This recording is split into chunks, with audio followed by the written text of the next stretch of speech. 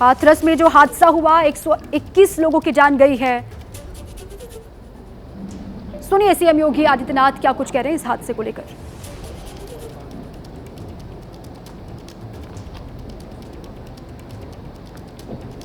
मित्रों, कल हाथरस जनपद के सिकंदराबाद तहसील के गांव में एक दुखद और दर्दनाक घटना अपराह्न में घटित हुई।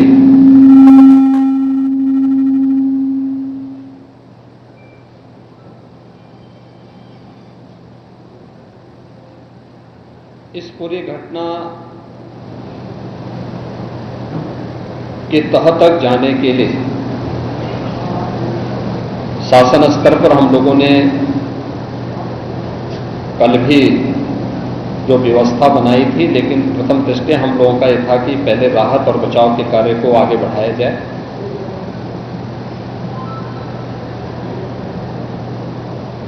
इस पूरी जो अभी हादसा है, इस हादसे में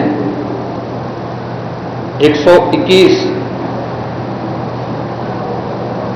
श्रद्धालुओं की मृत्यु हुई,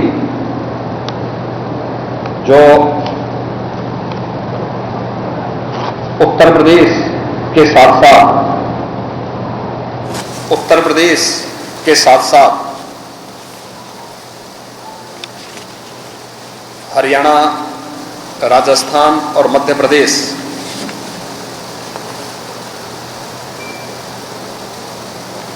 से भी जुड़े हुए थे। उत्तर प्रदेश में हाथरस, बदायूं, कासगंज, अलीगढ़, एटा, ललितपुर, शाहजहांपुर, आगरा, फिरोजाबाद, गौतम बुद्ध नगर, मथुरा, औरैया, बुलंदशहर, पीलीभीत, संभल और लखीमपुर खीरी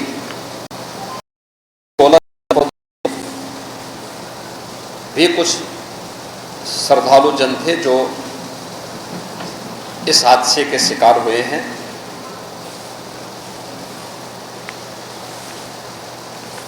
एक 121 में से 6 मृतक ऐसे थे जो अन्य राज्यों से थे, जिनमें ग्वालियर मध्य प्रदेश से 1 थे, हरियाणा से 4 थे और राजस्थान से 1 थे। हाथरस के जिला हॉस्पिटल में मैंने जो घायल हैं, 31 ऐसे घायल हैं जो हाथरस, अलीगढ़, एटा और आगरा के हॉस्पिटल में जिनका उपचार चल रहा है, और उसमें लगभग सभी आउट ऑफ डेंजर है।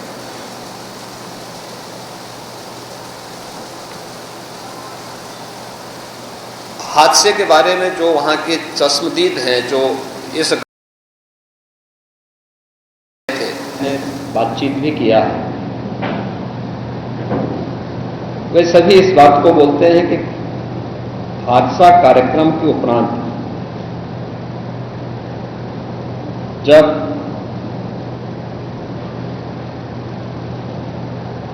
इस कार्यक्रम में जो सज्जन वहां पर अपना उपदेश देने के लिए आए थे, उनका कार्यक्रम या उनकी कथा संपन्न हुई, तो कथावाचक के मंच से उतरने के बाद जीटी रोड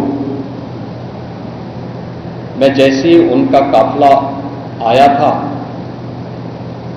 तो उन्हें छूने के लिए जब महिलाओं का एक दल उधर बढ़ा, तो उनके पीछे पीछे भीड़ गई और इसी के बाद वे एक दूसरे के ऊपर चढ़ते गए। सेवादार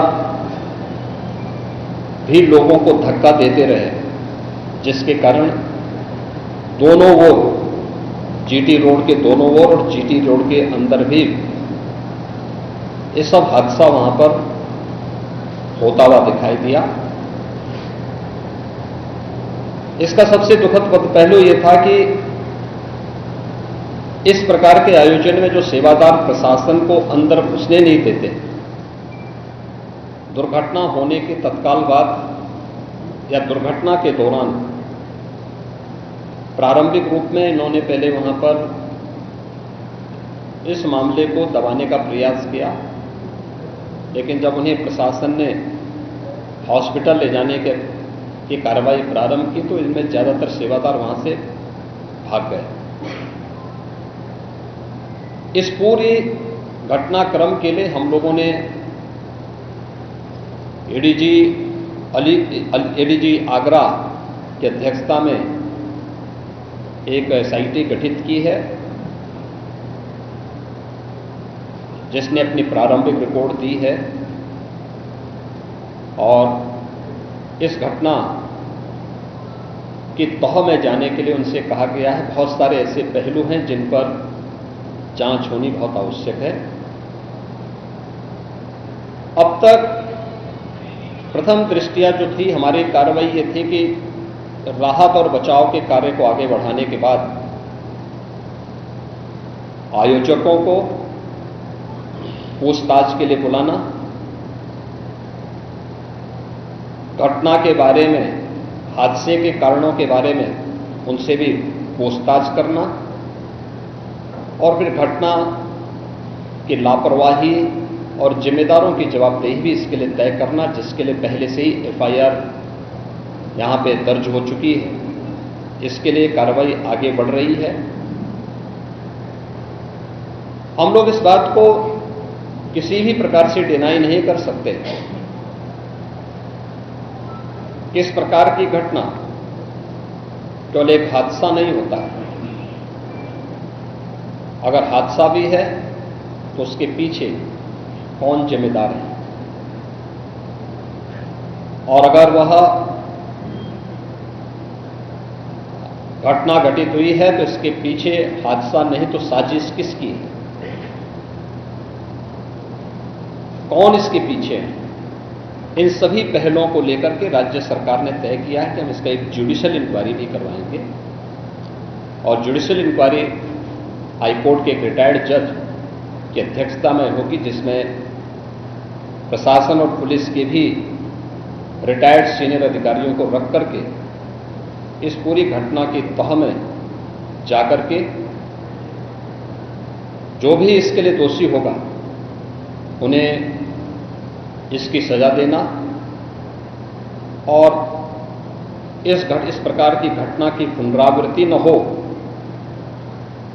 इनके बारे में एक सुझाव और एक एसओपी उनके माध्यम से बनाई जा सके, जिसे आगे इस प्रकार के किसी भी बड़े आयोजन में लागू किया जा सके। यह हम लोग सुनिश्चित करेंगे। और मैंने यहां पर भी हाथरस में भी और सिकंदराराव के घटनास्थल का मैंने दौरा किया, यद्यपि वहां काफी बारिश थी, और वहां जाकर के मैंने एक बार उसको देखने का प्रयास किया है।